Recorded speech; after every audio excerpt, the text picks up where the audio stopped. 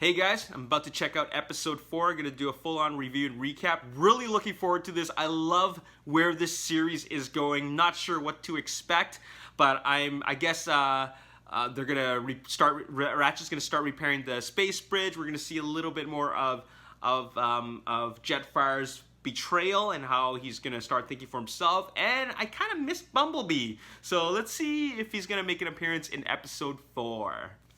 Just finished watching episode 4 and man, it is so good. This series just keeps on getting better and better and better. And I just want to mention that, man, episode 1 was full on nostalgia. It was a teaser, it was an introduction for amazing things to come, and it really just captured the attention of the fans. Episode 2 was even better with all this explosive action because like the first one was just a teaser for it, and then the second episode really showed us a lot of action and showed us what kind of potential this series can do with Autobots versus Decepticons. Now the third one, in my previous recap and review, was more about story exposition. There's a lot of new story developments, right? Now episode 4, now this episode is about characters, character developments. There's a lot of character development in this one, and it's really so cool to see that every episode has something different to offer. This one was about character development and lore. And by lore, I mean real history and backstory of Transformers, not just about the war for Cybertron, but stuff beyond that and stuff that existed for many astral cycles, however that measurement of time is. But you know, we learned about stuff like Alpha Triad. Who's Alpha Triad? The Alpha Triad Memorial. Places like the Tarn House Gate and the Guardians. Like, what is all that? Like, this is stuff that exists beyond just Autobots and Decepticons. So that's very, very interesting that they really brought more lore into this, okay? Now, what I do want to mention in this one is that, so the title of this series called War for Cybertron, Siege, okay? So I thought that, like, based on what I've seen so far, I thought it'd be more about like actual siege, like there's a full-on war where they're trying to siege a geographical location on Cybertron and really take over. I haven't seen episode 5 and 6 yet. Maybe that will take place. But what I learned in this episode is that the Great War, I'm going to call it the Great War, okay, already took place. The Great War already took place. What we're seeing now is just a bunch of skirmishes. This is like the aftermath of the Great War. The war is still going on, but it's in smaller skirmishes. So there's lots of casualties that's already, you know, happened from the, you know, casualties of a Great War. But this is more like mini battles and like recon and yeah, like I said before, skirmishes. So that's very, very interesting. I really thought that we were going to see the Great War, right?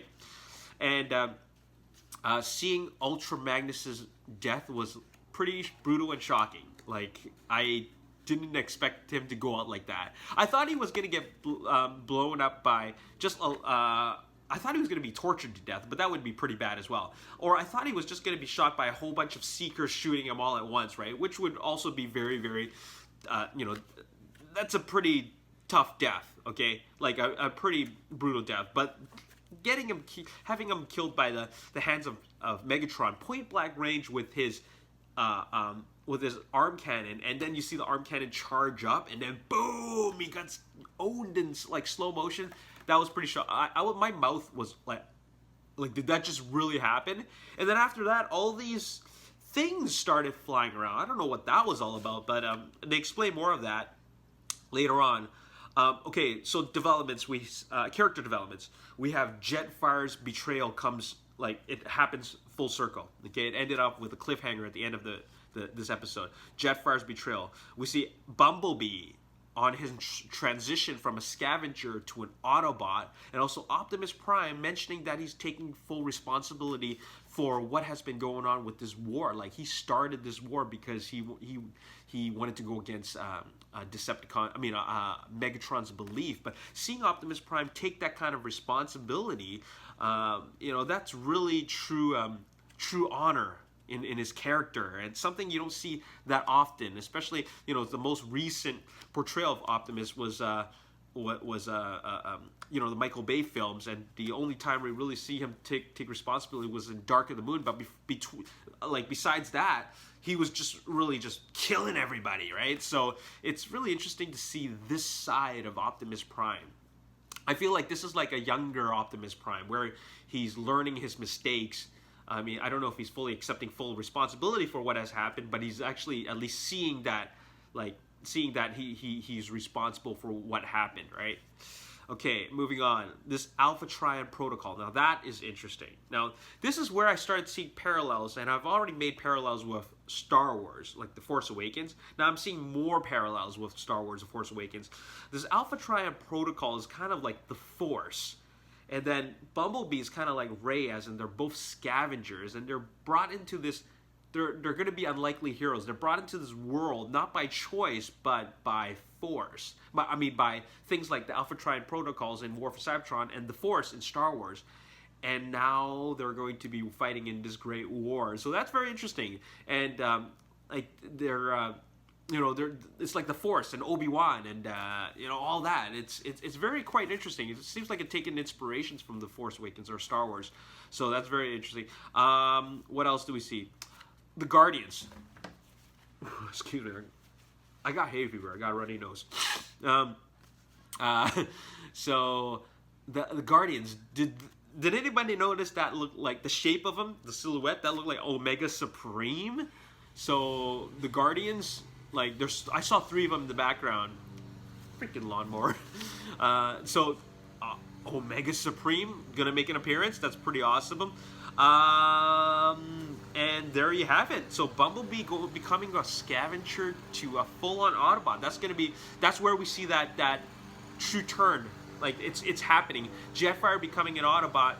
Bumblebee going from a scavenger to Autobot. Like these developments are moving along now.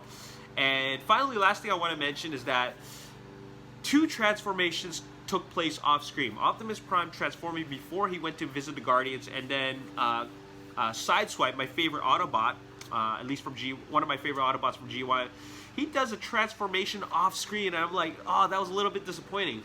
Why couldn't they show them both transform with that sound effect? I feel like the sound effect is not enough. I have to see that transformation. So that's only my first only little tiny minor complaint. Like, it's really nothing, but I'm thinking, like, why could they just show up transform? That would have been cool.